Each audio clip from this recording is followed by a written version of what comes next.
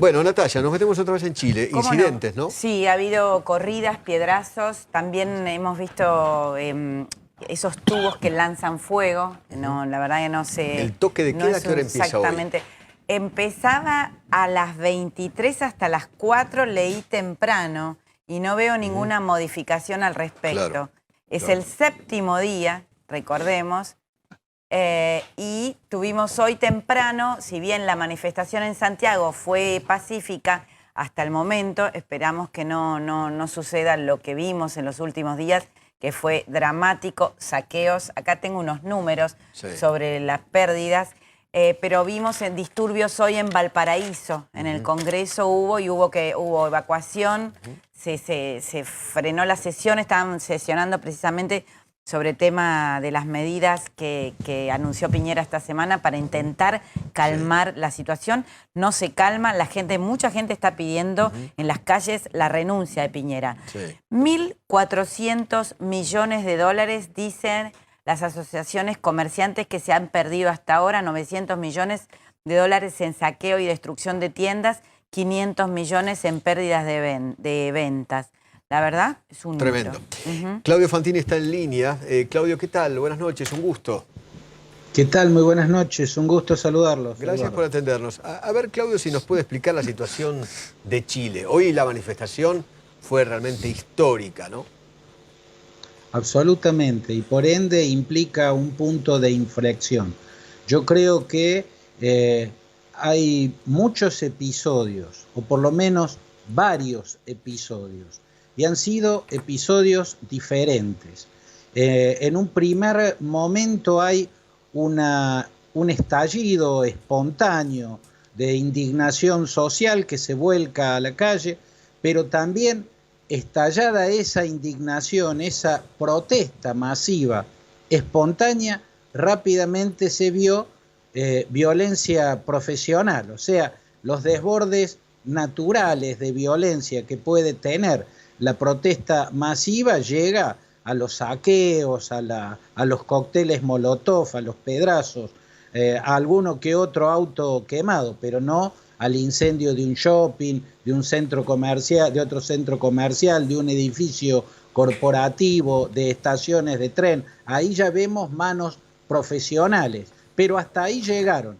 Y estaba claro que en todo caso actuaron explotada ya la indignación. O sea, no fueron las que generaron las protestas fueron espontáneas. Yo creo, Eduardo, que ahí viene el primer error de Piñera, hablar de un enemigo poderoso con el que estaban en guerra y poner el ejército en la calle. Claro. Eso no hizo más que agudizar una crisis que estaba en marcha, que llevaba mucho tiempo incubándose.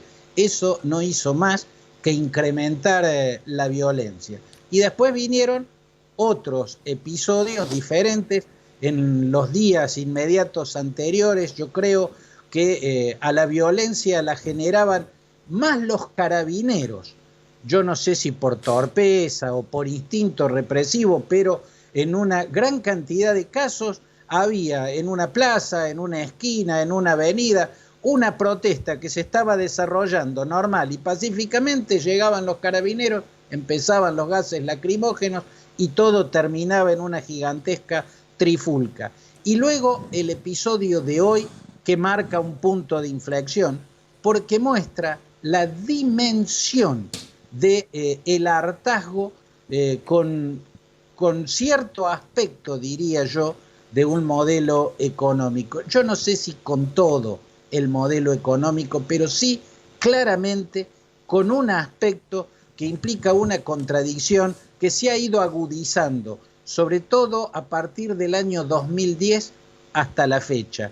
Esa contradicción en agudización permanente en la última década ha sido la desigualdad. Es intrínseca al modelo, pero en lugar de corregírsela, se la dejó agudizar, se la dejó crecer. Mientras el crecimiento económico era muy alto, de algún modo pasaba desapercibida o era digerida, porque se generaba lo mismo movilidad social. pero desde hace casi una década el crecimiento es mucho más bajo y la desigualdad se vuelve más insoportable. O sea, los 30 pesos o centavos del dólar, del metro o del subte, fue solamente una excusa o la gota que rebalsó el vaso, nada más que eso. Así es, incluso una gotita si uno toma ese aumento, que fue pequeño, pero en rigor el precio del transporte ya era carísimo. Y en la antesala hubo un incremento del precio de la energía eléctrica que fue tremendo. Y cuando uno se fija, Eduardo, en los últimos años, lo que uno ve es que las capas medias han ido viendo dificultarse su acceso al bienestar o a las cuotas de bienestar que con derecho consideran que les corresponde. Cuando uno habla de bienestar, aquí hablo de el acceso a ciertos bienes de consumo y el acceso a ciertos servicios imprescindibles como la salud de calidad y la educación de calidad.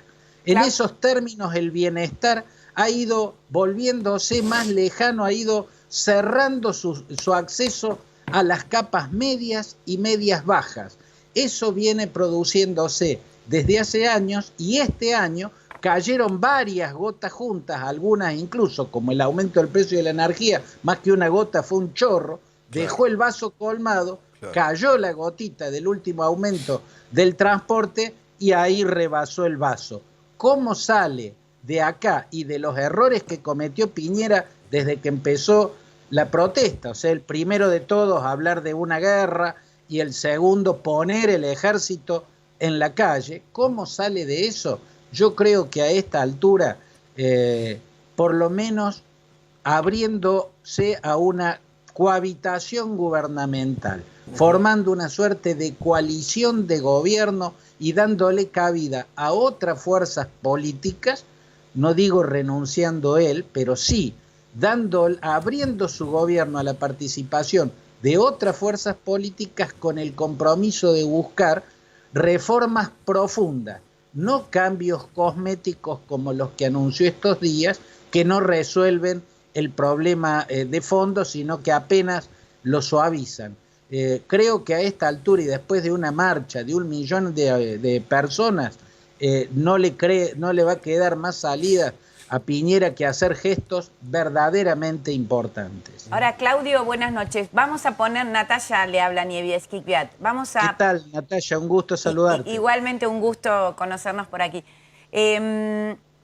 Vamos a ponernos del lado de los manifestantes. Algunos padres de esos manifestantes vivieron la dictadura y estos chicos que no la conocen están en las calles. Esos padres también me han comentado estar un poco enojados por el tipo de protesta, que es una protesta, ellos llaman individualista. De ahí también algunos episodios de violencia en la calle sin responder a nadie, sin responder a ideales. Es la protesta por la protesta, sin un modelo tampoco de sociedad, sin una guía hacia dónde ir. Con lo cual, quizás al final, cuando esto empieza a aplacar, no se haya conseguido nada más que la destrucción. Bueno, ese es un rasgo, yo diría, Natalia, de este tiempo, ¿no? O sea, está ocurriendo a escala global. En todos lados hay gotas que colman vasos y provocan estallidos de indignación y hartazgo. Claro. En Bolivia la protesta es contra el fraude o el presunto o posible fraude. En Venezuela contra las calamidades que provoca un régimen esperpéntico. En Hong Kong es una protesta a futuro, ¿no? Es una protesta contra las leyes chinas que van a empezar a regir también en Hong Kong de acá a por lo menos 28 años, cuando termine el paraguas temporal que acordaron al acordar el traspaso de Deng Xiaoping y Margaret Thatcher.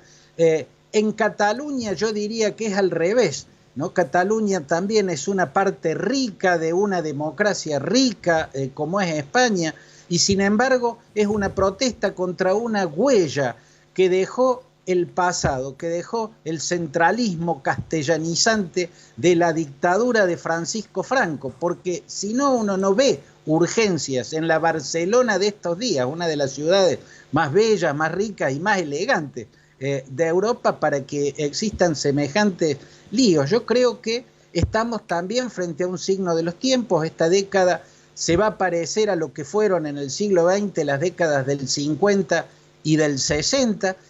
Sobre todo en la década del 60 vimos protestas que cruzaban o atravesaban transversalmente los sistemas políticos.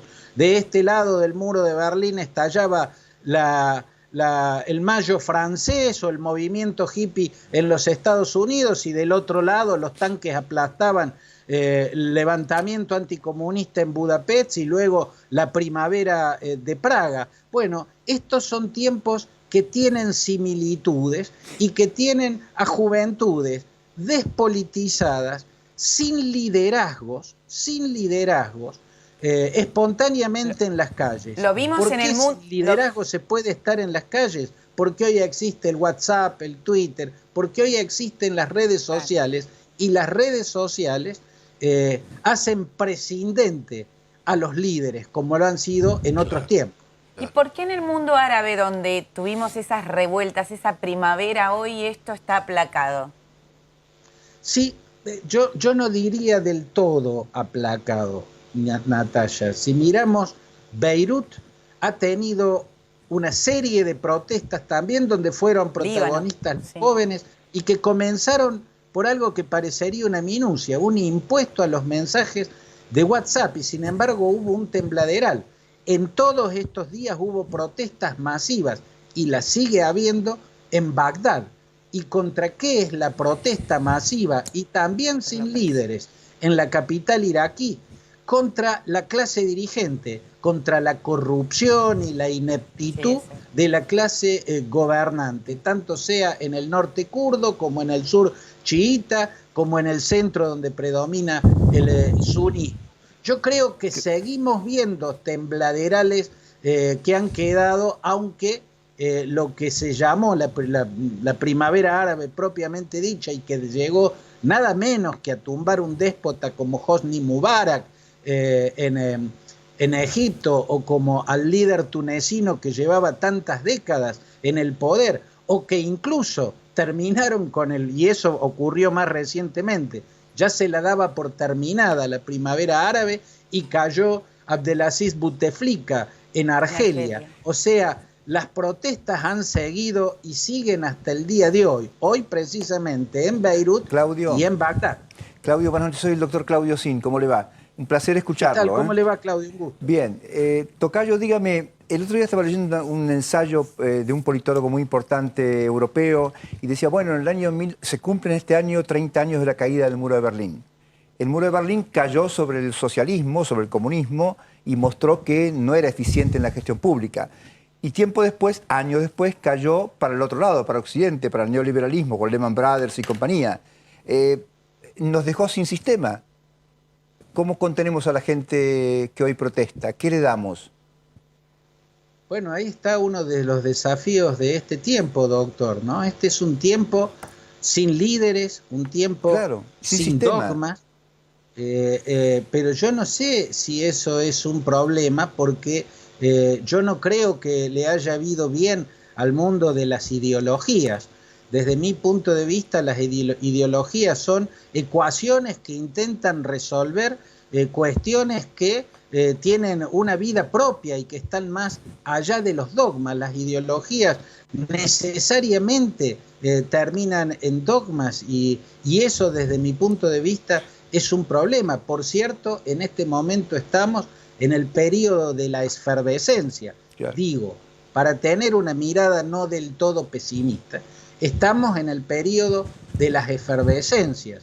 Estamos en un periodo también, yo lo llamo la desglobalización, si bien considero que la globalización es un proceso inexorable. Evidentemente la actualidad está demostrando que es una marcha que puede tener momentos de menor velocidad, momentos de desaceleración e incluso momentos de detente. ¿Por qué? Bueno, porque el hombre actual, y sobre todo los jóvenes actuales, son seres sumergidos en la incertidumbre. No sabemos si va a existir el trabajo, no sabemos si va a servir lo que aprendimos en la universidad, no sabemos si va a servir la inversión y el negocio que acabo de abrir, cuántos años puede durar y cuándo el producto que fabrico va a ser reemplazado por otro. Eso de vivir en la incertidumbre va a ir generando cada vez más estados de ebullición permanente. Claudio, muchísimas gracias. Un abrazo muy, muy grande. Ha sido un gusto. Un saludo gusto a todos, enorme. Eduardo. Gracias. Mientras tanto, estamos viendo imágenes que llegan en vivo desde Chile. Otra vez incendios en las calles, otra vez los gases, otra vez la violencia. Bueno, en los últimos días también, a raíz de esto que decía del desafío de Piñera de estamos en guerra y la idea de anteponer el orden público antes de la negociación y el pedido de perdón que terminó haciendo, empezaron a aparecer denuncias y querellas y presentaciones ante la justicia por presuntas violaciones a los derechos humanos, que en realidad vimos fotos muy comprometedoras de algunos carabineros llevando a menores de edad por el cuello, dando patadas, empujándolos. Tan complicado el panorama que eso llevó, que esta es la parte interesante de Chile también, a un diálogo muy civilizado entre la expresidente Bachelet y el presidente Sebastián Piñera, rivales en el pasado, y ella hoy alta comisionada para los derechos humanos de las Naciones Unidas. Ella está enviando una misión a Chile a raíz de estas denuncias, una misión de evaluación de cómo se manejó este tema en las calles. Y bueno, se cayó la noche y en la noche es cuando empiezan a ocurrir estas cosas. Las otras noches veíamos nosotros una imagen muy triste del saqueo terrible, violento de un hotel muy querido para los periodistas que fuimos a cubrir a Chile, episodios como bueno, lo que fue la salida de Pinochet del poder en su momento, como pasó de la política al Senado como vitalicio, cuando lo retuvieron en Londres. Allí lo cierto es que ese hotel Principado de Asturias fue saqueado, incendiado en algunas zonas, lo dejaron sin camas, sin televisores. Son pequeños comerciantes que están entre estas pérdidas que hablábamos hace un ratito, Eduardo, de 1.400 millones de dólares en estos días, fruto de las pérdidas que generaron los saqueos y los negocios que no han podido vender lo que ofrecen. Así bueno.